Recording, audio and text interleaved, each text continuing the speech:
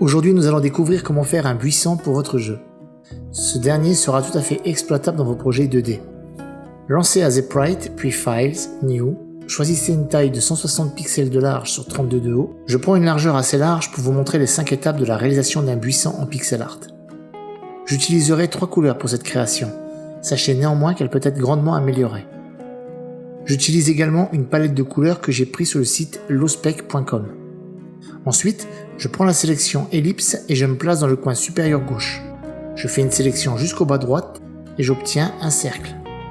Je le colorise avec la touche G sur AZEprite ou le pot de peinture. Puis, je repasse les contours enfoncés, si possible en restant sur un ton proche du vert foncé. Je duplique cette première case et je la dépose dans la case d'à côté. À partir de cet instant, j'ai défini d'où provient la source lumineuse. Dans le cadre de ce tuto, elle arrive d'en haut à gauche. Je viens placer les reflets sur cette boule en respectant toujours une cohérence dans les pixels et en gardant à l'esprit d'avoir de belles courbes. Je duplique le résultat obtenu et je le place dans la case 3. J'ajoute des reflets en forme de feuille, puis je viens creuser dans la zone de reflets afin de travailler les formes et adoucir l'ensemble. Cette étape ne doit pas être négligée, car le résultat final dépend de votre patience.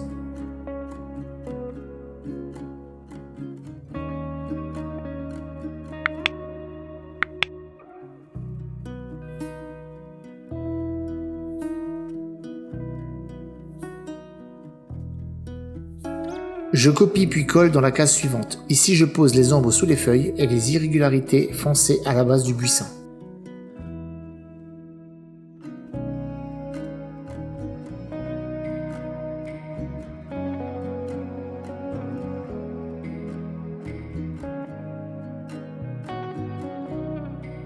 Pour la dernière étape, je vais tailler dans le buisson et donner une forme aléatoire avec des trous pour apporter encore plus de détails.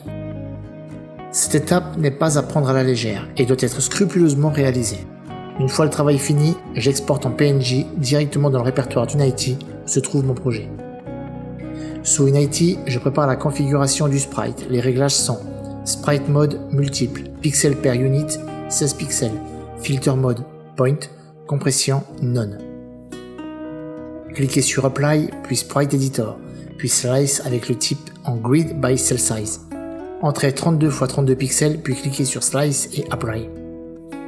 Ensuite, j'ouvre le sprite et je viens déposer dans la scène un buisson à qui j'ajoute un Polygon Collider 2D. J'édite le collider pour le faire correspondre au contour du buisson.